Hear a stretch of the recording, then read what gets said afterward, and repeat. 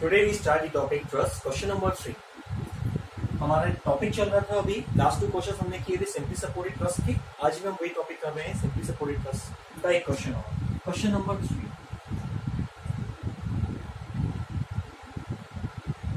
ये एंड ए है, ये एंड बी है, ये एंड सी है। दोनों एंड्स पे सपोर्ट्स लगे हुए हैं ए एंड बी एंड पे। टोटल बीम की लेंथ हमारी 8 मीटर है।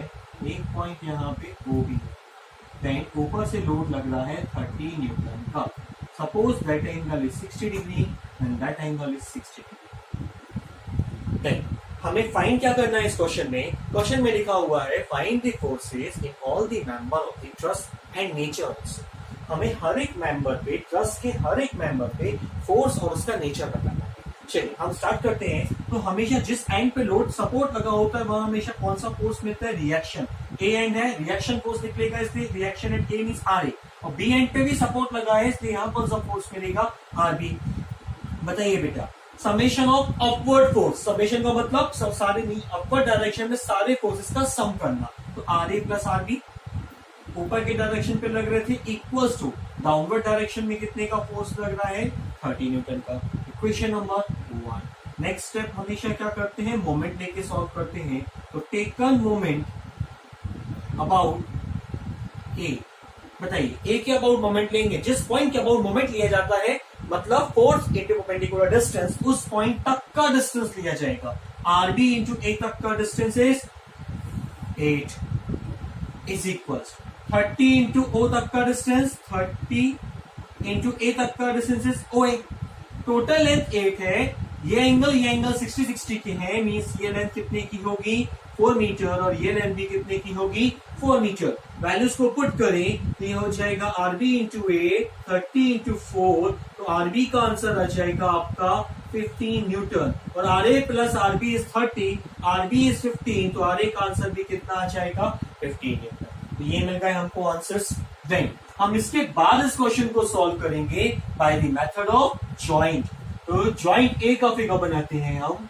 जॉइंट ए। अब देखिए जॉइंट ए पे कौन कौन से फोर्स लग रहे हैं। तो जॉइंट ए पे एक ऊपर के डायरेक्शन में फोर्स लग रहा है, एक यहाँ एक यहाँ। That angle is 60। ये लाइन कौन सी दिख रही है आपको? AC, इसलिए यहाँ फोर्स मिलेगा F of AC।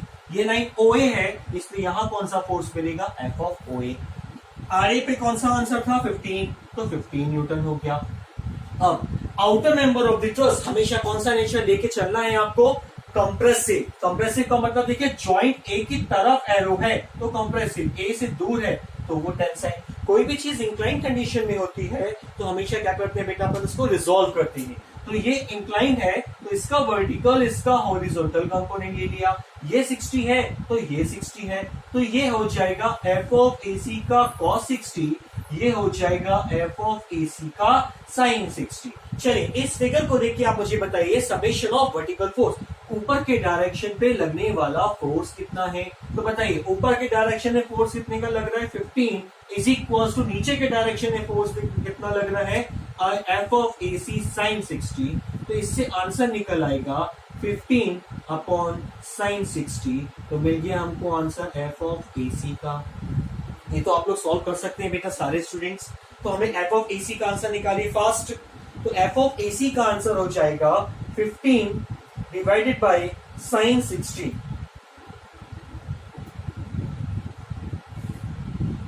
Sorry 15 divided by sin 60। Answer is 17.33। तो आंसर इज 17.32 सॉरी 32 न्यूटन। अब मुझे बताइए इसी फिगर में summation of H। Summation of H का मतलब है लेफ्ट का फोर्स इक्वल्स टू राइट का फोर्स। लेफ्ट डायरेक्शन में फोर्स कितना लग रहा है? देखिए F of AC cos of 60, right direction में फोर्स है एफ ऑफ OA। तो एफ ऑफ OA का आंसर निकालना, देखो AC का आंसर यहां पुट कर दीजिए। तो ये हो जाएगा इंटू cos 60। तो ये आ गया आपका आंसर 8.66 न्यूटन। तो मिल गया हमको आंसर एफ ऑफ OA तक का। देन अब हम इसके आगे सॉल्व करेंगे by the method of joint. फिर से जॉइंट B का फिगर। अब हम जॉइंट B का फिगर बनाएंगे। तो देखिए B वाले जॉइंट पे कुछ ऐसा फिगर आएगा। ये लिंक कौन सी है? BC। यहां को कौन सा फोर्स मिल गया? BC। ये लिंक कौन सी थी? OB। यहां आंसर कितने का था?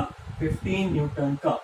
चलिए, that angle is 60। Outer member of the truss कौन सा नेचर लेके चलना है? हमेशा कंप्रेसिव, ज्वाइंट की तरफ एरो, तो लोअर पे टेंसाइल, ज्वाइंट से दूर arrow.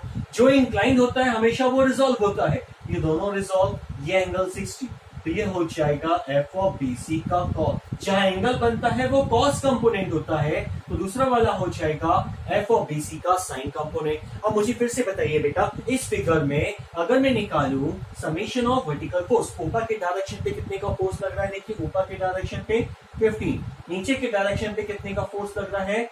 F of B C sine of 60।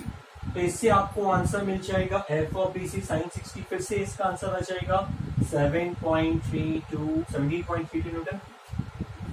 नहीं, ओबी का आंसर हमारे पास है, सॉरी ओबी का आंसर नहीं है, तो F of summation of H भी निकाल दे। ये हो जाएगा left is equal to right, left direction में फोर्स कितने का लग रहा है? F of OB is equal to F of B C cos 60। तो एफ ऑफ ओबी का आंसर सेम आ जाएगा 8.66 न्यूटन। ये हो जाएगा बेटा। मगर अब हमारा आंसर बचा बेटा ओसी का, तो ओसी को सॉल्व करने के लिए हमें एक और लेना पड़ेगा joint, that joint is called the joint O. अब हम ज्वाइंट ओ का फिगर बनाते हैं। तो देखिए, ज्वाइंट ओ के फिगर में ओ ज्वाइंट पे एक लिंक क्या है? तो ये लिंक कौन सी थी? ओ ए। ये लिंक कौन सी थी? O B. ये लिंक कौन सी हो जाएगी? ओ सी। ओ ए पे कौन सा नेचर लेके चला है हमने? ओ ए पे टेंसाइल। टेंसाइल मतलब बेटा ज्वाइंट से दूर।